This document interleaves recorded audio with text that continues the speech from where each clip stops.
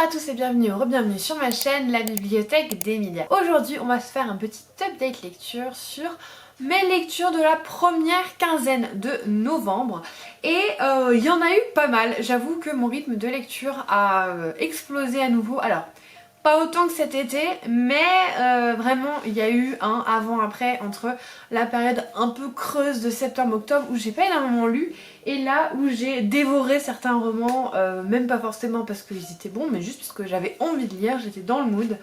Donc voilà, on va passer en revue tout ce que j'ai pu lire ou écouter sur cette première quinzaine de novembre, et du coup je me dis tant qu'à faire, autant commencer avec la lecture audio. Et il s'agit de Replay d'Elena Sander et mis en audio par Audiolib. Je remercie NetGalley de m'avoir fait parvenir en fait cet audiobook contre revue sincère, et je vous avoue que j'ai mis beaucoup de temps à écouter ce livre. Alors déjà, Replay, de quoi ça parle? C'est l'histoire d'une jeune femme qui va rencontrer un homme via une application de rencontre, tout simplement, et qui va le suivre chez lui, et ce dernier va lui mettre un casque de VR sur la tête par rapport à un jeu qu'il développe, et elle va être en fait transportée dans ce jeu avec plein de capteurs et va malheureusement être la victime d'un viol en bande organisée en fait. Elle va en sortir complètement dévastée, sauf que le problème c'est que juridiquement, vu qu'il n'y a pas de vrai attouchement, vu que ce ne sont que des histoires de machines et qu'il n'y a pas voilà, de réel contact physique entre les personnes, la qualification de viol n'est pas du tout retenue et seulement la qualification de violence, puisqu'à un moment ils se sont un petit peu battus, et elle va être bouleversée, dévastée de tout ça. Et toute la question va tourner autour de qu'est-ce qui est vraiment réel, à quel point on peut considérer que le virtuel atteint le réel ou non. Enfin, voilà, il y a plein de thématiques comme ceci.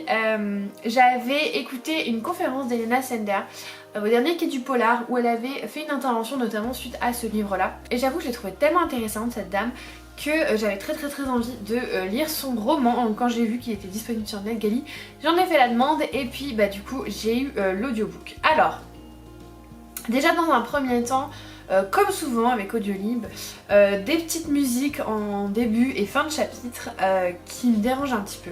Mais bon, là c'était un petit peu moins que les Dominos de la vie dont je vous ai parlé il n'y a pas très longtemps, puisque les chapitres étaient un peu plus longs, mais je trouve que cette musique est trop longue et elle est trop souvent utilisée, ce qui fait que ça nous déconnecte un petit peu de l'histoire. Sinon par contre j'ai trouvé que la narratrice était très bien, et je pense que c'est un peu important de le souligner parce que un livre audio, si on n'aime pas le narrateur, on peut passer à côté de quelque chose, et inversement, un bon narrateur peut vous faire aimer un peu plus une histoire que si vous l'aviez lu, vous aurez peut-être un petit peu moins aimé. Là, je sais pas du tout dans quel cas on se situe, puisque j'ai bien aimé la narratrice qui, je trouve, a très bien lu le roman.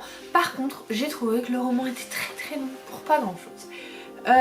J'aime beaucoup les thématiques et les questionnements qu'on a derrière toute cette histoire par rapport à la réalité virtuelle, par rapport à où s'arrête en fait le réel du virtuel, toutes ces choses là.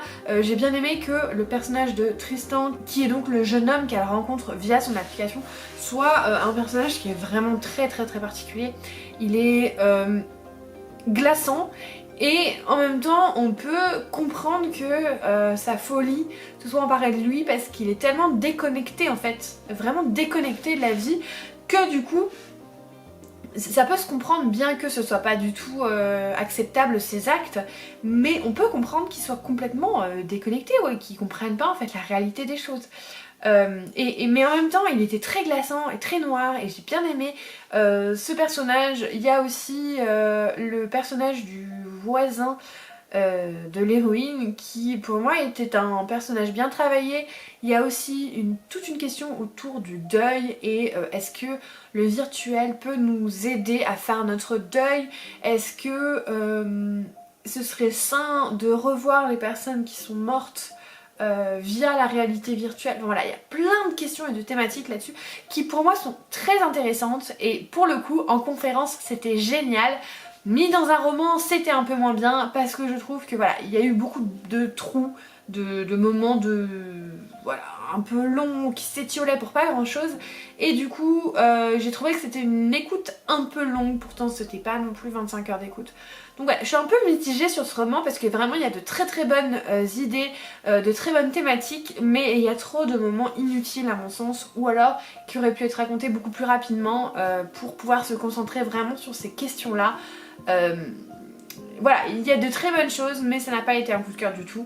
Ensuite, on va passer tout de suite, hein, comme ça ce sera fait, à la plus grosse déception de ces lectures du début du mois de novembre. Il s'agit de A Forgery of Roses de Jessica Esselstyn, publié chez, alors moi c'est Inkyard, mais en français c'est disponible chez Big Bang. Alors, c'est vrai que cette couverture fait pas rêver, par contre, oh là là là là, regardez-moi ça en dessous, comme c'est magnifique. Oh là là, j'aime trop. Par contre, il a beau être joli, c'était tellement un raté ce livre, c'est terrible. Et je vais un petit peu me répéter par rapport à ce que j'ai dit par rapport au livre audio. Mon plus gros problème avec cette histoire, c'est qu'il y a de très bonnes idées mais une très mauvaise réalisation en gros. Cette histoire, c'est l'histoire de Mira, qui est une jeune femme qui peut peindre et qui est appelée une prodigy. Alors je sais pas comment ça s'appelle en français, je sais pas s'ils ont gardé le terme prodigy, mais en tout cas en anglais ils parlent de prodigies. Ce sont donc des personnes qui sont capables par la magie et par la peinture de modeler et donner une autre apparence au sujet en fait qu'ils sont en train de peindre. Sauf que ça c'est complètement interdit et cette jeune fille elle ferait mieux de rester cachée. Du coup elle se fait passer pour une simple peintre comme il y en a tant dans la ville jusqu'à ce que la femme d'un riche homme d'affaires vienne la voir dans son atelier et lui demande de peindre avec sa magie le portrait de son fils défunt pour le ramener à la vie. Sinon quoi, elle ira dire à tout le monde ce qu'elle est vraiment, ce qui risque d'être très très grave pour elle. Donc elle se retrouve un petit peu obligée de la suivre dans son manoir pour essayer de ramener son fils à la vie. En parallèle, sa sœur est très gravement malade et du coup elle va aussi accepter parce qu'elle lui promet beaucoup d'argent et qu'elle se dit que comme ça elle pourra aller chez le médecin pour soigner sa sœur. Il y a des choses super intéressantes dans ce livre. Le fait que ce soit une magie qui soit en rapport avec l'art, le fait que on ait vraiment toute une enquête sur qu'est-ce qui a pu arriver dans son passé. On a aussi des vibes un peu gothiques, presque Frankenstein. Et moi ça me tentait trop et le début j'aimais bien. J'ai lu en lecture commune avec Caro et au début c'était sympa. Puis petit à petit on a commencé à faire des petites réflexions, à dire que voilà l'héroïne elle était un peu cruchotte, qu'elle était beaucoup trop maladroite. C'est-à-dire qu'elle soit un peu maladroite, mais que dans chaque chapitre elle fasse tomber un truc ou qu'elle dise un truc qu'il fallait pas. Enfin voilà. Au bout d'un moment ça devenait un petit peu long et répétitif. Il y avait énormément de clichés. Il y avait des choses qui, au bout d'un moment ça commençait à devenir très long. Et puis à un moment, il y a eu une vibe creepy à souhait avec des portraits sinistres, avec des champignons, voilà, des trucs bien gothiques comme j'aime bien. Et on s'est dit chouette, enfin ça y est. Et non. Au bout de 2 pages, il n'y avait déjà plus rien. Du coup, en fait, nous, on nous a vendu ça un petit peu comme... en tout cas, ce qui est indiqué, c'est une espèce de manoir macabre, voilà, une histoire un peu de meurtre. Et puis, c'était pas du tout ça, c'était trop léger. C'était une amourette, voilà. C'est l'histoire d'une amourette. Clairement. Il y a plein de choses où c'était pour moi une espèce de ritournelle. C'était beaucoup trop léger à mon goût. Et puis voilà, des facilités, des fins qui sont... Enfin des retournements de situation qui sont gros comme des maisons, enfin voilà. Il y a eu vraiment de très mauvaises choses. Et pourtant, l'histoire, de cette idée de magie par l'art et tout, c'était tellement intéressant. Mais ça, c'est retombé comme un soufflé. Ça avait l'air génial. Mais ça n'a pas eu l'effet escompté et quel dommage, parce que moi j'ai pas du tout trouvé que c'était ni mystérieux, ni gothique, ni frissonnant. Il y a eu aussi un énorme problème de temporalité puisque au début on nous présente ça comme une époque un peu victorienne et à un moment dans le livre j'avais l'impression d'être à notre époque et ça m'a beaucoup dérangée parce que il y a eu un moment où je me suis dit mais ça n'existait pas à cette époque là, c'est pas possible. Donc voilà, on en était presque elle sort son téléphone portable. C'était pas le cas, hein, mais je grossis un peu le trait pour faire passer en fait mon message, voilà. Donc j'ai été très déçue par ce livre et il a beau être très très beau, je ne le garderai pas. Autre livre que j'ai lu en VO mais qui est sorti en français, il s'agit de Legendborn de Tracy Deonn, donc publié chez J'ai lu en français. Et là on va suivre l'histoire de Brie qui est une jeune femme qui a perdu sa mère récemment et qui se retrouve sur un campus universitaire d'une université où elle est rentrée récemment. Et lors d'une soirée un peu d'intégration presque, elle est témoin d'une attaque de démons. Et elle va se faire laver le cerveau par quelqu'un qu'on appelle le Merlin, sauf qu'en fait c'est impossible vu qu'elle résiste à l'envoûtement. Et la société secrète Legendborn, donc légende vive je crois en français, qui va découvrir tout ça, va décider du coup de l'inclure dans leur société et de la faire passer des épreuves pour essayer de devenir écuyère un petit peu au sein de cette société secrète qui est basée sur les chevaliers de la table ronde où en fait vous avez les descendants, les héritiers qui vont se réveiller quand il y en a besoin, quand il y a un grand danger. Et elle va faire la connaissance également du descendant du roi Arthur qui est censé être celui qui se réveille un petit peu en dernier quoi, puisque si jamais il se réveille ça veut dire qu'il y a un événement horrible, alors je sais plus comment ça va être, Calawan je crois, une grosse attaque de démons quoi en gros, pour pouvoir protéger le monde. C'était vachement sympa, j'ai pas eu un coup de cœur. J'ai pas eu un coup de cœur pour ce livre, mais j'ai trouvé que c'était frais, que c'était rafraîchissant, qu'il y avait des idées super originales par rapport à du young adulte qu'on voit maintenant, que cette idée de voilà les chevaliers de la table ronde, le fonctionnement de toute cette société secrète, j'ai adoré. Il y a aussi toute une histoire par rapport à la société afro-américaine des États-Unis, avec la considération aussi des personnes de couleur aux USA. Voilà, tout un thème autour de ça et par rapport à une magie beaucoup plus presque naturelle qu'utiliseraient ses ancêtres, à contrario de la magie utilisée par la société secrète qui est beaucoup plus, comment dire, égoïste presque. Enfin voilà, il y a des parallèles qui sont ultra bien réussis. Il y a aussi une grosse question sur la place de la femme et ça j'ai adoré parce que autant la place des personnes de couleur aux États-Unis, je peux pas parler de ça parce que j'ai le privilège d'être née blanche et en France. Par contre la place de la femme je peux m'y identifier et dire que ça a été bien traité. J'espère que le traitement des personnes de couleur a été bien fait aussi, mais n'étant pas de cette communauté je ne peux pas parler à leur place tout simplement. Mais de mon point de vue, de ce que j'ai vu, ça m'a l'air bien fait, sachant que de toute façon l'autrice est elle-même une personne de couleur. Et j'ai beaucoup aimé tout ce qui est le triangle amoureux, parce qu'il y a un triangle amoureux, faut que vous le sachiez, mais il est tellement bien fait. Il est incroyable ce triangle amoureux. Et moi j'ai une préférence pour le bad boy évidemment. Comme toujours, je n'aime pas le garçon tout lisse, tout gentil. Je préfère le bad boy, c'est toujours comme ça. Donc voilà, j'ai bien aimé cette fantasy young adulte qui pour moi sort du lot et qui en plus apporte vraiment des questions vraiment sociétales en fait, qui sont bien traitées à mon goût, de ce que je peux vous dire en tout cas. Et donc voilà, je suis très contente de l'avoir lu enfin parce que ça faisait 2 ans que je l'avais dans la pile à lire en anglais. Et le deuxième est sorti il y a une semaine je crois, au moment où je filme cette vidéo. Donc je vais essayer de mettre ma main dessus parce que j'ai pas envie de le prendre en français, j'ai envie de continuer sur ma lancée en anglais. Ensuite j'avais lu Cassidy Blake, Le Pont des âmes de Victoria Schwab, donc publié chez Lumen. C'était un petit jeunesse que j'avais beaucoup aimé, enfin du moins les 2 premiers tomes. Et ce 3e tome n'a pas fait exception, je l'ai trouvé vraiment sympa. Cassidy Blake, c'est l'histoire d'une petite fille qui peut voir les fantômes et traverser le voile pour pouvoir se rendre dans l'entre-deux où les fantômes sont coincés quand ils n'arrivent pas à aller dans l'au-delà. Elle est accompagnée de son meilleur ami Jacob qui est lui-même un fantôme et le plus drôle c'est que ses parents sont des chasseurs de fantômes. Vous savez, ils font les émissions télé où on les voit dans des lieux hantés où ils prennent des mesures pour voir la présence d'ectoplasme, enfin voilà. Et sauf qu'en fait ils savent pas que leur propre fille est vraiment capable de voir les fantômes. Et c'est un petit jeunesse qui se dévore et ce sont des petits moments de cocooning avec une petite Cassidy qui est adorable, plein de références à l'univers geek que j'adore.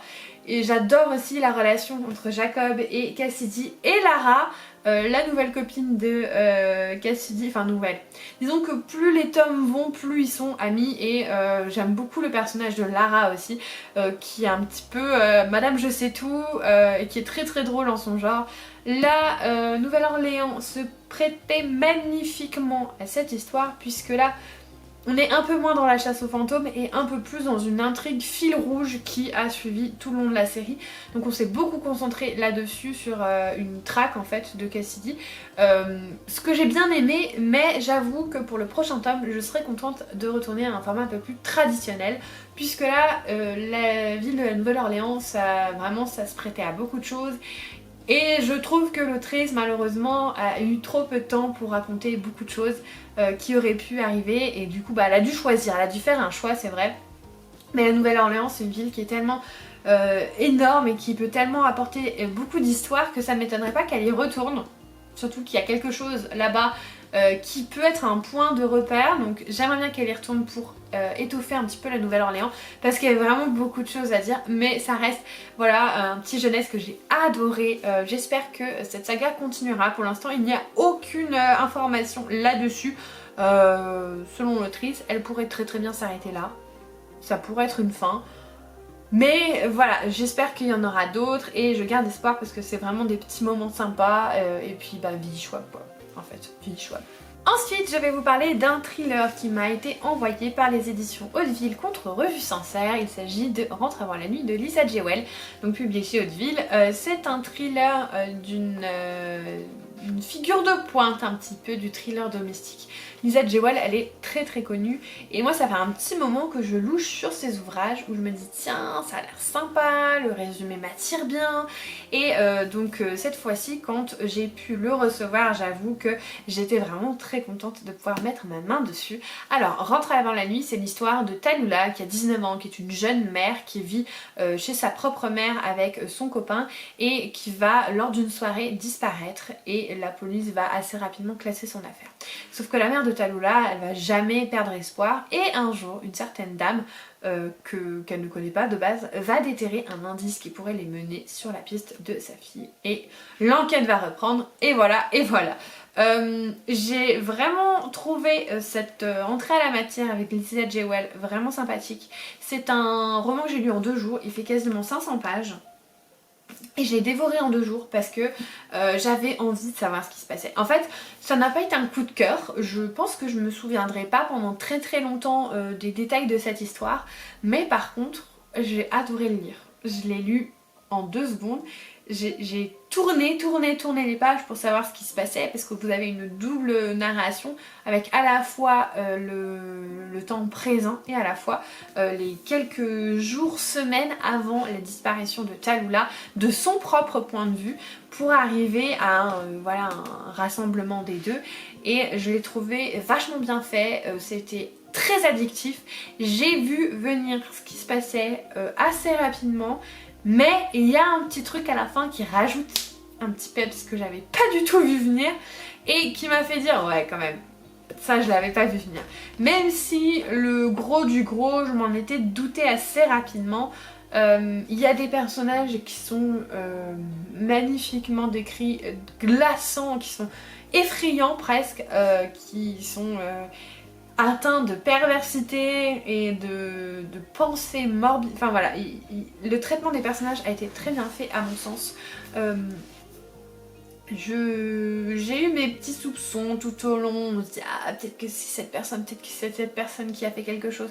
Voilà, ça a été pas non plus l'évidence dès les premières pages, mais il y a un gros point que j'ai vu très rapidement venir.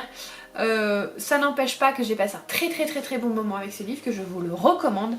Comme je vous dis, je pense pas m'en souvenir dans très longtemps, c'est pas comme genre Bonne Nuit Maman où je vous en parle encore un an après, mais j'ai vraiment passé un bon moment et je continuerai à lire les futures parutions, peut-être même les anciennes de Lisa Jewell, parce que voilà, ça a été 48 heures de lecture effrénée où je voulais pas m'arrêter.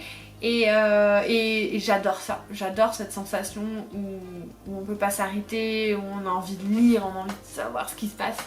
Donc c'était ça en fait, parce que même si j'ai deviné, j'avais envie de voir si j'avais raison. J'avais vraiment envie de savoir si j'avais raison. Donc voilà, une très très bonne lecture. J'ai passé un très bon moment avec ce thriller que je recommande évidemment.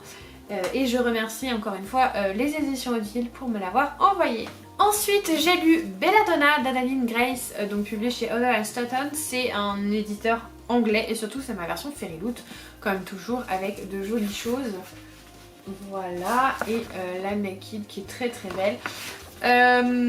C'est l'autrice du Trône des Sept Îles et j'ai détesté le Trône des Sept Îles. Du coup j'avais un peu des a priori et je vous avoue, je vais vous expliquer hein, mais que ça n'a pas été voilà, ça n'a pas été la meilleure lecture de l'année.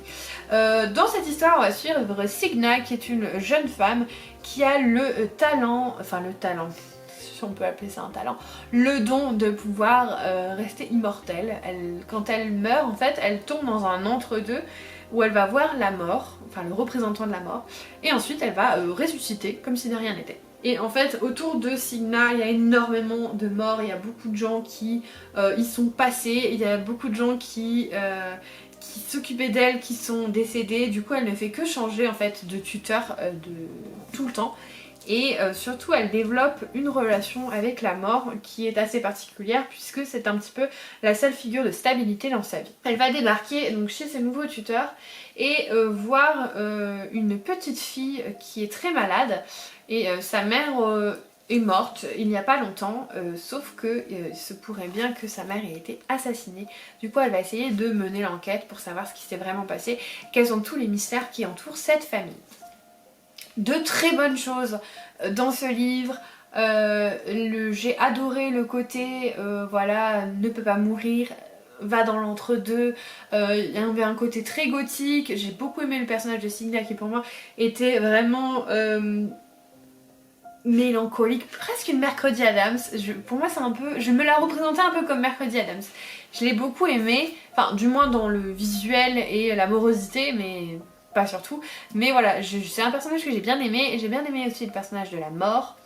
Après, c'était long pour pas grand chose. Voilà, j'ai pas trouvé que l'écriture était poétique, était magnifique, et souvent dans ce genre de roman d'ambiance où il ne se passe pas grand chose, si la plume ne suit pas, l'ennui s'installe un petit peu. Et c'est exactement ce qui s'est passé.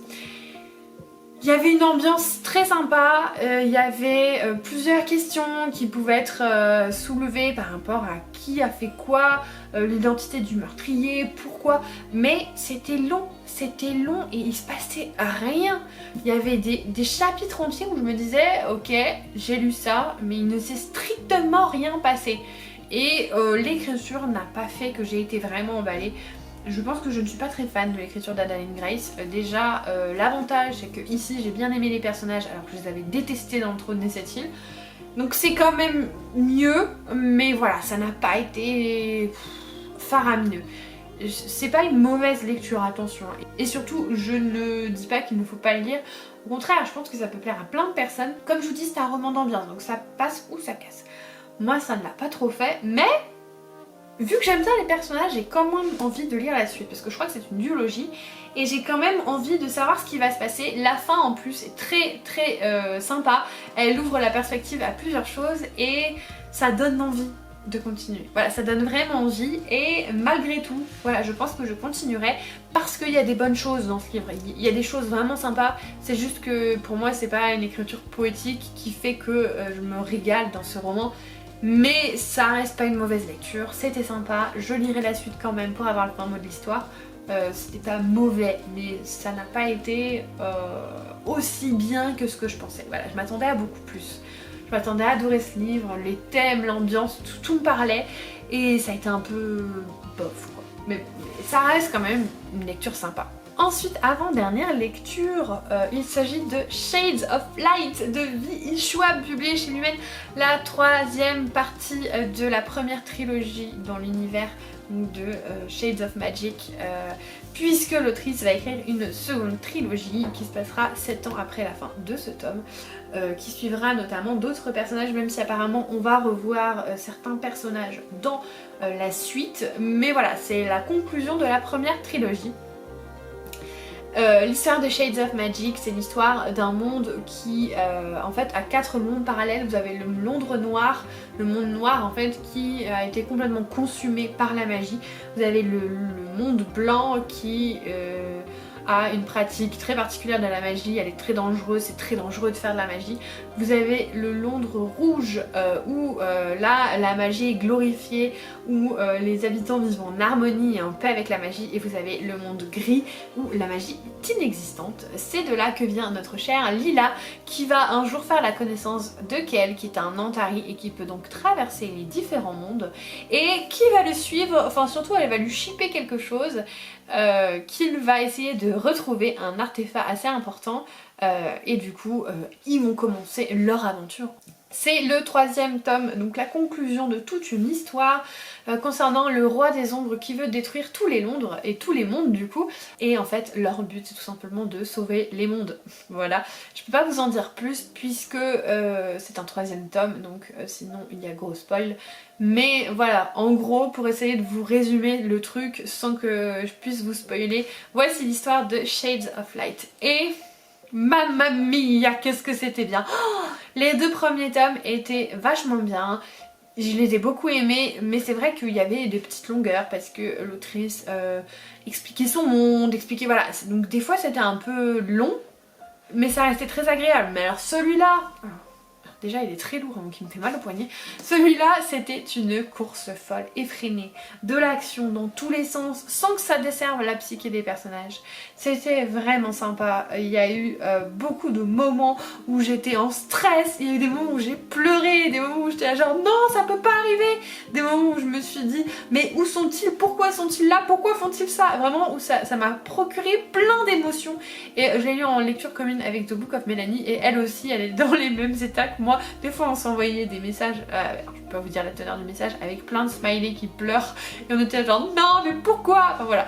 C'était une histoire palpitante, une magnifique fin de cette trilogie où tous les personnages ont été magnifiquement traités. Ils ont tous eu une fin, qu'elle soit belle ou pas, mais qui leur correspond et qui est cohérente. Il y a eu un développement des personnages du 1er au 3e tome qui est génial, notamment Lila, moi c'est vraiment un personnage que j'adore, qui est drôle, qui a du répondant mais qui est pas non plus égoïste ou alors qui se la pète. C'est vraiment un personnage que j'aime beaucoup et je trouve qu'elle a eu un développement vraiment génial dans toute cette histoire. Et voilà, c'était une fin géniale à cette trilogie, c'était incroyable. Vi Schwab a un talent mais fou. Et ça confirme tout ça que c'est l'une de mes autrices vraiment préférées. Puisque j'ai adoré la saga Cassidy Blake, j'ai adoré la saga Shade of Magic, j'ai adoré Galante, j'ai adoré Plus haut que le ciel, La vie invisible d'Adi Larue. Il ne me manque en fait, du moins la traduction française, puisque j'ai également adoré le 1er tome de 10 Savage Chang. Il ne me manque que la saga Vicious à lire en français, et après 1 ou 2 les livres en anglais qui n'ont jamais été traduits, qu'il faudrait que je mette ma main dessus. Mais voilà, c'est une autrice qui pour moi à chaque saga confirme le fait que je l'adore. Elle fait des choses très différentes à chaque fois, mais c'est génial. Et vraiment je vous conseille cette saga, même si au début elle prend un petit peu son temps, parce que c'est plus que du young adulte, c'est au-delà. Pour moi on n'est pas vraiment dans du young adulte, on est entre les deux, entre l'adulte et le young adulte. Et c'est une saga palpitante, géniale et qui vous fera vivre plein d'émotions. Je vous fais très rapidement un saga en série exprès là-dessus durant le mois de novembre. Restez connectés, je vous en parlerai bien plus en détail. Et enfin le dernier livre que j'ai lu, il s'agit également d'un livre que les éditions Hauteville m'ont envoyé contre revue Sancerre. Il s'agit de Sous les soleils de Kiev de Erin Litteken. Et là on n'est pas du tout sur un thriller puisque c'est un roman historique qui se passe sur une double temporalité. À la fois on va suivre Cassie dans notre époque actuelle qui est une jeune veuve avec sa fille qui s'est parée d'un mutisme depuis l'accident en fait qui a coûté la vie justement à son mari qui est aussi son père. et qui ne dit plus un mot, et sa grand-mère a été hospitalisée et a besoin un petit peu d'aide chez elle, du coup elle va aller vivre avec elle. Sa grand-mère qui est ukrainienne et qui a déménagé aux États-Unis mais qui n'a jamais vraiment parlé de sa vie avant et qui semble perdre un peu la tête et raconter des inepties un peu, et du coup elle va tomber sur ses carnets qui sont écrits en ukrainien et elle va demander à un médecin voisin qui lui est d'origine ukrainienne et qui parle ukrainien pour pouvoir les traduire pour comprendre ce qui s'est passé. Et donc la deuxième temporalité, c'est tout simplement les journaux de cette grand-mère qui s'appelle Katia pendant les années de 1929 à 1931 je crois. Donc à la veille de la Seconde Guerre mondiale, lorsque la Russie a placé ses forces, donc Staline, en Ukraine et surtout a provoqué l'Holodomor qui est une famine généralisée en Ukraine dans cette période-là. C'est un fait historique qui est très peu connu, je trouve, des populations. En dehors des populations ukrainiennes, c'est un fait, c'est un énorme pan de l'histoire qui n'est pas vraiment abordé. Je n'ai aucun souvenir d'avoir étudié ça en classe. Et pourtant c'était un grand traumatisme pour toute une population. Il y a eu énormément de morts puisque les populations ne pouvaient plus se nourrir, qu'il faisait froid, qu'ils ne pouvaient plus se chauffer et qui pouvaient mourir glacés d'épuisement sur le bord de la route par exemple. Qu'il y a eu énormément d'exécutions également. Enfin voilà, c'est un roman très dur. Je vous le dis, il y a des scènes chocs. Donc si vous êtes sensible à ça, attention, il y a des scènes chocs dedans. Mais ce roman c'est surtout une ode à la résilience d'un peuple, à la résilience d'une femme qui se bat parce qu'elle n'a pas le choix pour survivre et qui va toute sa vie se sentir coupable en fait d'avoir survécu et qui va essayer de continuer à vivre pour honorer ceux qui n'ont pas pu vivre. C'est aussi une ode à la reconstruction, enfin, il y a en plus un parallèle entre les deux femmes qui est très touchant, qui est très beau, et c'est un roman qui m'a pris aux tripes. J'ai versé des larmes, j'ai été scandalisée, voilà, ça a été un roman coup de poing un peu pour moi, pas un coup de cœur bizarrement, mais qui m'a fait vivre beaucoup d'émotions. Après j'ai lu ce livre dans une période un peu particulière qui fait que je pense pas que j'aurais été capable d'avoir un coup de cœur dans cette période. Mais voilà, c'était un très beau roman avec plein d'émotions que je ne regrette absolument pas d'avoir lu, ne serait-ce que pour l'éducation qu'il m'a apporté sur tout ce qui s'est passé à cette période-là qu'on ne connaît pas. Mais voilà, sachez que si jamais vous souhaitez lire un roman dur mais beau à la fois, vous pouvez vous lancer. Attention juste aux scènes chocs pour les âmes les plus sensibles. Et puis voilà, c'était vraiment un très beau roman. Je remercie chaleureusement les éditions Hauteville de m'avoir permis de découvrir cette histoire parce que c'était une belle histoire, c'était une très belle histoire. Et je pense que pour le coup j'y repenserai encore un petit moment. Et voilà, on arrive à la fin de ce long update lecture de ce début novembre. Voilà, de belles lectures et à la fois aussi des déceptions. Mais dans l'ensemble, surtout ce que je retiens, c'est que j'ai retrouvé mon rythme de lecture et ça fait du bien. Je vous remercie d'avoir regardé cette vidéo jusqu'au bout. N'hésitez pas pour me soutenir à vous abonner, laisser un petit commentaire ou un petit like.